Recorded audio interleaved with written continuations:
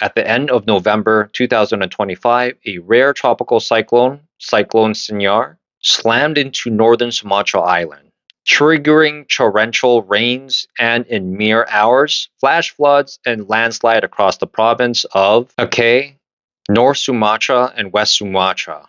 The destruction was swift and sweeping. As of early December 2025, more than 836 people were confirmed dead, over 500 people were missing, and at least 1 million people were displaced. Over 3.2 million were reported to be directly affected across the island. Property damage alone is estimated at 68.6 trillion IDR, which is roughly 4.6 billion US. Villages were washed away, entire communities cut off. Residents, some stranded for days, had to walk over mud, logs, and riverbed just to reach aid centers.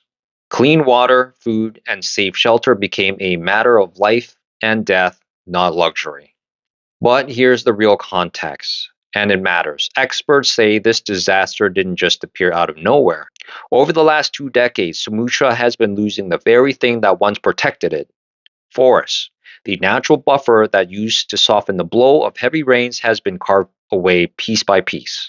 Environmental group estimated that from 2016 to 2025, roughly 1.4 million acres of forest disappeared across Aceh, North Sumatra, and West Sumatra.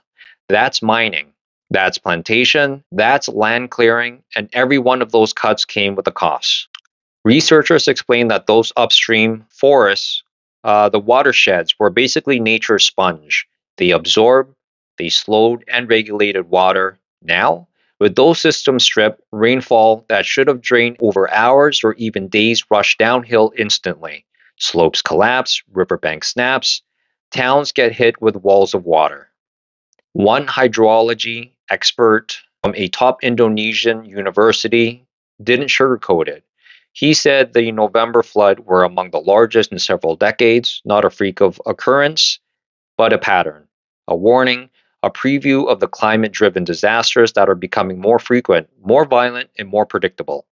In other words, this catastrophe wasn't just nature's fury, it was human negligence. Decades of deforestation, unregulated mining, and aggressive land clearing weakened Indonesians' natural defenses. Think of this country like a human body. Every organ serves a purpose: the heart pumps, lung filters, and the liver cleans. If you remove one, it'll weaken another, and the whole system starts to fail. That's what happened here. Forests that once absorbed water are gone. Hillsides that used to hold their shape now collapse with a few hours of rain. Rivers that should flow calmly now overflow like ruptured arteries. This flood wasn't an accident. It was a predictable outcome of a body push way past its limits.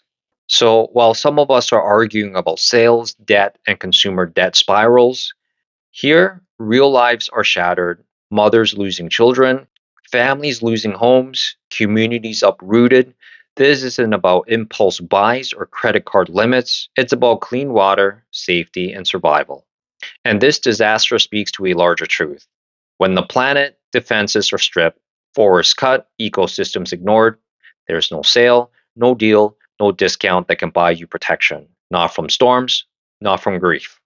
So, next time, when your screen tells you deal ends in 2 hours, just remember somewhere the cost of convenience isn't counted in dollars or credit scores, it's counted in lives.